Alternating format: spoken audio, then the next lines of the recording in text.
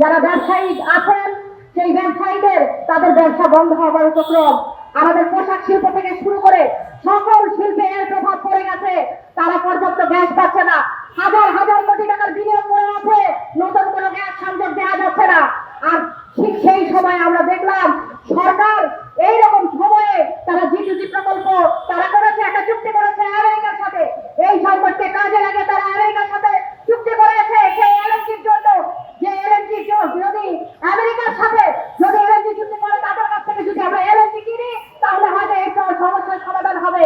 কিন্তু আমরা দেখতে চাই, আমরা বলতে চাই যে বিগত সময়ে পুরো জ্বালানি খাতকে একটা পুরো লুটপাটের ক্ষেত্র হিসেবে পরিণত করা হয়েছিল।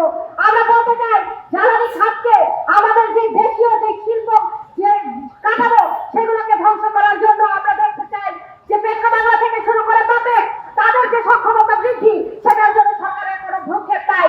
নিজস্ব সক্ষমতা বৃদ্ধি সেটার জন্য যে সরকারি আছে তাদের কোনো ভ্রুক্ষেপ নাই। আমরা বলতে চাই আজকে পুরো সমস্ত কিছুতেই পুরো বাংলাদেশকেই একটা আমেরিকার অভিমুখে আজকে নিয়ে যাওয়া হয়েছে, যেখানে পুরো জায়গাতে আমেরিকা থেকে এলএনজি কিনতে অনেক বেশি যাবে।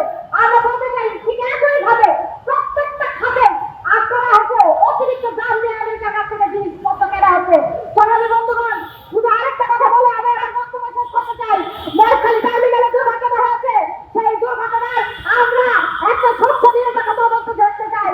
আমরা বলতে চাই বিগত কিছুদিন আগে আমরা দেখেছি তেলের পাম্পগুলোতে উঠতে পড়া তেল ছিল, কিন্তু যখন তেলের দাম বাড়ানো হয়েছে তখন তেলের সংকট নিরসন হয়ে গেছে। আমরা আশঙ্কা করতে চাই গ্যাসের সংকট ঠিক একইভাবে হচ্ছে কিনা। খবরের কাগজ, নিখাত, নির্ভীক, নিরপেক্ষ।